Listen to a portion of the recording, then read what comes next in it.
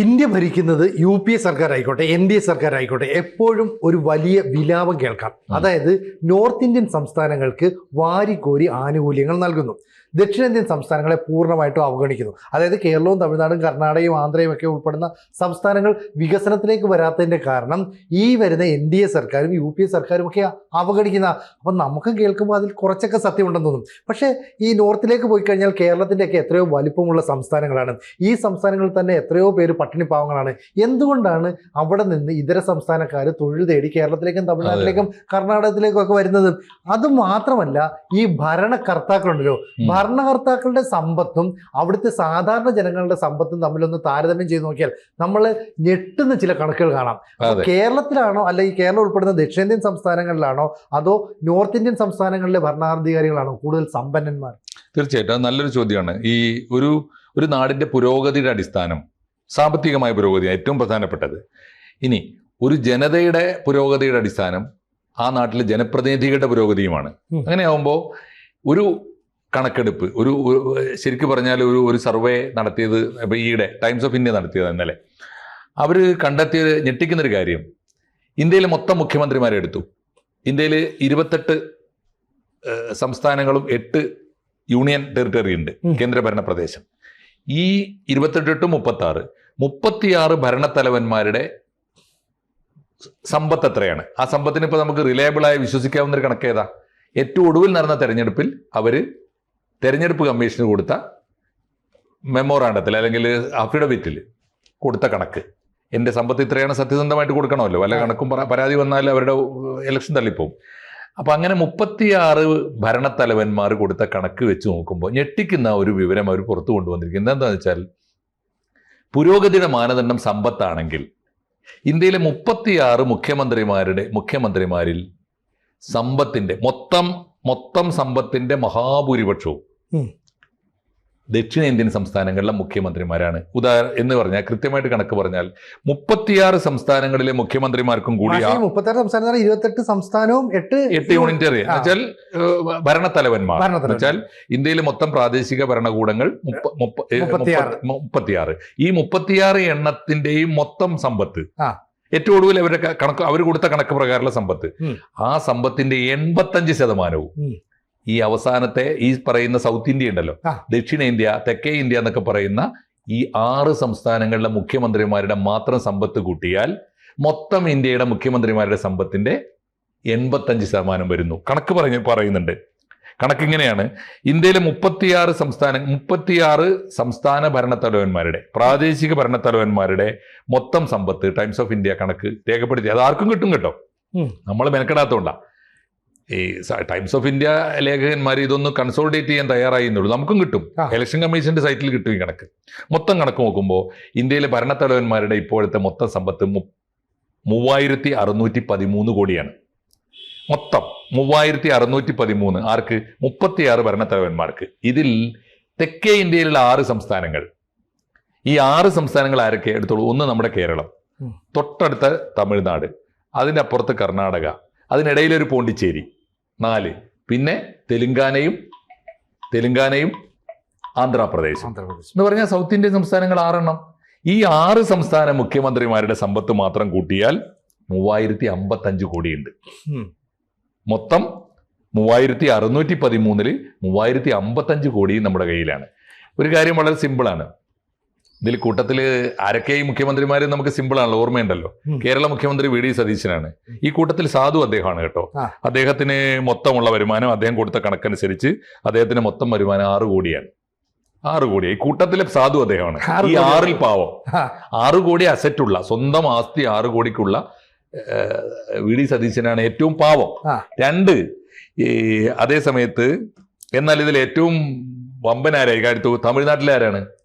വിജയാണ്. കർണാടകയിലോ DK ശിവകുമാറാണ്. അപ്പുറത്ത് ഇദ്ദേഹം പോണ്ടിച്ചേരിയിൽ N Rangaswamy. തെലുങ്കാനയിൽ Revanth റെഡ്ഡിയാണ്, Revanth Reddy. ആന്ധ്രയിലോ Chandrababu നായിഡുവാണ്. ഇനി നമുക്ക് ഊഹിക്കാൻ പറ്റും ഈ കൂട്ടത്തിൽ ആരായിരിക്കും വമ്പൻ. ഇന്ത്യയിലെ ഏറ്റവും സമ്പന്നനായ മുഖ്യമന്ത്രി DK ശിവകുമാറാണ്, സംശയമൊന്നുമില്ലല്ലോ. ഇന്ത്യയിലെ ഏറ്റവും സമ്പന്നനായ മുഖ്യമന്ത്രി DK യുടെ ആസ്തി എത്രയെന്നാണ്? DK യുടെ സമ്പത്ത് അദ്ദേഹം തന്നെ തട്ടിക്കിഴിച്ച് അവസാനം കൊടുത്ത കണക്ക് ഇത്രയേ ഉള്ളൂ എന്ന് അദ്ദേഹം പറഞ്ഞ കണക്കനുസരിച്ച് 1413 കോടിയാണ് ആ സാധു രാഷ്ട്രീയക്കാരന്റെ ആസ്തി. ഒന്നാലോചിച്ച് നോക്കൂ. ഒന്നത്. രണ്ടാരായിരിക്കും? തീർച്ചയായിട്ടും രണ്ടാമത്തേത് വിജയ് വരും. രണ്ടാമത്തേത് ശരിക്കും പറഞ്ഞാൽ അല്ല, രേവന്ത് റെഡ്ഡി അല്ല, ചന്ദ്രബാബു നായിഡുവാ. ചന്ദ്രബാബു നായിഡുവിന്റെ ആസ്തി 931 കോടിയുണ്ട്. 900. ശിവകുമാറിന് 1413, ചന്ദ്രബാബു നായിഡുവിന് 931. 3 തീർച്ചയായിട്ടും ആരായിരിക്കും? 3 ആരാ? വിജയ് ആണ്. 648 കോടിയാണ് വിജയ് കൊടുത്ത കണക്ക്. 4 രേവന്ത് റെഡ്ഡിയാണ്, തെലുങ്കാന. അദ്ദേഹത്തിന്റെ ആസ്തി 30 കോടിയാണ് നിലവിലുള്ളത്. അഞ്ചാം സ്ഥാനമാണ് പോണ്ടിച്ചേരിയിലെ എൻ രംഗസ്വാമിക്ക് 27 കോടിയുണ്ട്. അവസാനം നമ്മുടെ കേരളത്തിന് 6 കോടിയുണ്ട്. ഇതാണ് കണക്ക്. ഇവരുടെ മാത്രം ആസ്തി എടുത്താൽ 3055 കോടിയുണ്ട്. 3055 കോടി. അതേസമയത്ത് മൊത്തത്തിൽ ഇന്ത്യയുടെ മുഖ്യമന്ത്രിമാരുടെ മൊത്തം കൂട്ടിയാലുള്ള ആസ്തി എത്ര? 3613. ഇതൊരു വലിയ സൂചനയാണ്. ഇനി ഒരു കാര്യം സ്വാഭാവികമായിട്ട് നമുക്ക് തോന്നും, എന്താണ് ഈ സൗത്ത് ഇന്ത്യയിലെ മുഖ്യമന്ത്രിമാരുടെ ആസ്തി ഇത്ര കൂടാനുള്ള കാരണം? ഒരു പ്രധാനപ്പെട്ട കാരണം ഈ സൗത്ത് ഇന്ത്യൻ നഗരങ്ങളിലെ ഭൂമിയുടെ വിലയിലുണ്ടായ വർധനമാണ്. പ്രധാനപ്പെട്ട കാരണം ഇന്ത്യയിലെ ഏറ്റവും പ്രധാനപ്പെട്ട ടെക്നോളജിക്കൽ സിറ്റീസ് 3 1 ഹൈദരാബാദ്, 2 ബാംഗ്ലൂര്, 3 ചെന്നൈ. ഈ 3 നഗരങ്ങളിലും ടെക്നോളജിക്കൽ ഹബ്ബായി മാറിയപ്പോൾ റിയൽ എസ്റ്റേറ്റ് ഭീകരമായി വർദ്ധിച്ചു. ഏറ്റവും വലിയ DK ശിവകുമാറാണല്ലോ നമ്പർ 1. അതെ. DK ശിവകുമാറിന്റെ ഏറ്റവും പ്രധാനപ്പെട്ട കച്ചവടം എന്താ? Real estate. ഇന്ത്യയിൽ തന്നെ ഏറ്റവും വലിയ റിയൽ എസ്റ്റേറ്റ്. ഇന്ത്യയിൽ ഏത് വൻ നഗരങ്ങളിലും ഭൂമി വാങ്ങാൻ DK ആണ് ആളുകൾ സമീപിക്കുക. അപ്പോൾ അതാണ് ഒരു പ്രധാനപ്പെട്ട കാരണം. ടെക്നോളജിക്കൽ ഹബ്ബ് വന്നപ്പോൾ ഭൂമിക്ക് വില കൂടി. അതാണ് പ്രധാനപ്പെട്ട കാരണം. നോർത്ത് ഇന്ത്യയിലൊക്കെ ഇതിനേക്കാൾ കൂടുതൽ ഭൂമിയുള്ളവരുണ്ട്, പല മുഖ്യമന്ത്രിമാരും, നമുക്കറിയാതെ. പക്ഷെ അറിയാഞ്ഞില്ല, വിലയില്ല, ഭൂമിക്ക് വിലയില്ല. അപ്പൊ ആ അർത്ഥത്തിൽ സാങ്കേതികമായ പുരോഗതി, വിദ്യാഭ്യാസ പുരോഗതി, ഉദ്യോഗത്തിലും ബിസിനസ്സിലും ഉണ്ടായ പുരോഗതി സൗത്ത് ഇന്ത്യൻ നഗരങ്ങളിൽ, സൗത്ത് ഇന്ത്യൻ സംസ്ഥാനങ്ങളിൽ വളരെ കൂടുതലാണ്. പുരോഗതിയിൽ സൗത്ത് ഇന്ത്യൻ നഗരങ്ങൾ വളരെ കൂടുതലാണെന്നുള്ളതിന്റെ ഒരു സൂചനയാണിത്. ഇപ്പോൾ ഇദ്ദേഹത്തിന് പോലും 6 കോടി ആസ്തിയുണ്ട്. കേവലം കേരള ഹൈക്കോടതിയിൽ എത്രയോ കുറച്ചു കാലം പ്രാക്ടീസ് ചെയ്ത VD സതീശന്റെ ആസ്തിയാണ് 6 കോടി രൂപ. 6 കോടി ഒന്നാലോചിച്ച് നോക്കൂ. നോർത്ത് ഇന്ത്യയിലെ പല സംസ്ഥാനങ്ങളിലെ മുഖ്യമന്ത്രിമാർക്ക് 1 കോടി തികച്ചു സ്വത്തില്ല. അപ്പൊ അങ്ങനെയുള്ള ഒരു അവസ്ഥയാണ്. ഇതൊരു പ്രധാനപ്പെട്ട സൂചനയാണ്. ഈ സൂചന വെച്ചുകൊണ്ട് വേണം നമ്മളിപ്പോൾ ഈ നോർത്ത് സൗത്ത് ഡിവൈഡ് പറയാൻ. അങ്ങനെ ആവുമ്പോൾ ഒരു കാര്യമുണ്ടല്ലോ, നോർത്തും സൗത്തും ഡിവൈഡ് ഉണ്ടായാൽ, അല്ലെങ്കിൽ MP-മാരുടെ എണ്ണം പാർലമെന്റിൽ പോയതുകൊണ്ട് മാത്രം, പാർലമെന്റിൽ MP-മാരുടെ എണ്ണം കൂടിയതുകൊണ്ട് മാത്രം ഒരു സ്റ്റേറ്റിലെ പുരോഗതിയെ വിലയിരുത്താൻ പറ്റുമോ? അങ്ങനെ പറ്റില്ല. ഇപ്പൊ തന്നെ നമ്മുടെ കേരളത്തിൽ തന്നെ നമ്മുടെ ഒരു 3 MP-മാർ നിൽക്കുന്ന കോൺസ്റ്റിറ്റ്യുവൻസി നോക്കിയാൽ അത്രയും വലിപ്പം ഉണ്ടാകും ഉത്തർപ്രദേശിലെ ഒരു കോൺസ്റ്റിറ്റ്യുവൻസി. അപ്പോൾ അത്രയും വലിയ ഏരിയ ഒക്കെ ഉള്ള സ്ഥലത്തെ ജനസംഖ്യയും നമ്മുടെ ഇവിടുത്തെ ജനസംഖ്യയൊക്കെ വെച്ച് നോക്കുമ്പോൾ നമ്മൾ സത്യത്തിൽ കുറെ കൂടെ പുരോഗമനപരമായിട്ട് ചിന്തിക്കാനും നമ്മുടെ ജീവിത നിലവാരം വളരെ ഉയർന്ന നിലയിൽ. അപ്പം നമുക്കറിയാലോ, ഇവിടെ വരുന്ന ഇതര സംസ്ഥാന തൊഴിലാളികൾ കടയിൽ നിന്ന് നല്ല അരി വാങ്ങുന്നത്, റേഷൻ കടയിൽ പോയാൽ വാങ്ങുന്നത്. നമ്മുടെ റേഷൻ കടയിൽ നിന്ന് അരി വാങ്ങിയിട്ട് അത് കോഴിക്ക് കൊടുക്കുക ചെയ്തത്.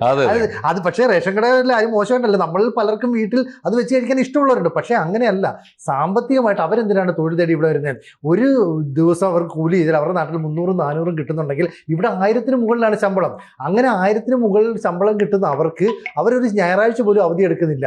ആ ദിവസങ്ങൾ കൂടി പണിയെടുത്ത് ധാരാളം പണം സമ്പാദിക്കുന്നു. അപ്പോൾ ഒരു കാലത്ത് എങ്ങനെയാണോ മലയാളി ഗൾഫ് രാജ്യങ്ങളിൽ പോയി ഈ അറഞ്ചം പുറഞ്ഞം പണി ചെയ്തത് അല്ലെ, അതേപോലെ ഈ പറയുന്ന നോർത്ത് ഇന്ത്യക്കാർ വന്ന് ഇവിടെ പണി ചെയ്യാണ്. അതെ, വടക്കേ ഇന്ത്യക്കാര് സ്വന്തം ഗൾഫ് പോലെ സ്വർഗീയമായി കാണുന്ന ഈ സൗത്ത് ഇന്ത്യയുടെ ഈ വിലാപം ഉണ്ടല്ലോ, ഞങ്ങൾക്ക് പുരോഗതിയില്ലേ, ഞങ്ങൾക്ക് വികാസമില്ലേ എന്ന് പറയുന്ന പുരോഗതി ഇനി വിലപിക്കുന്നതിന് മുമ്പ് 2 വട്ടം ആലോചിക്കണം. പുരോഗതി എന്ന് പറയുന്ന MP-മാരുടെ എണ്ണത്തിലാണോ അതോ മനുഷ്യന്റെ ജീവിത നിലവാരത്തിലാണോ? മനുഷ്യന്റെ ജീവിത നിലവാരം കണക്കാക്കേണ്ടത് അവരുടെ ഓരോരുത്തരുടെ ആസ്തിയിലാണോ?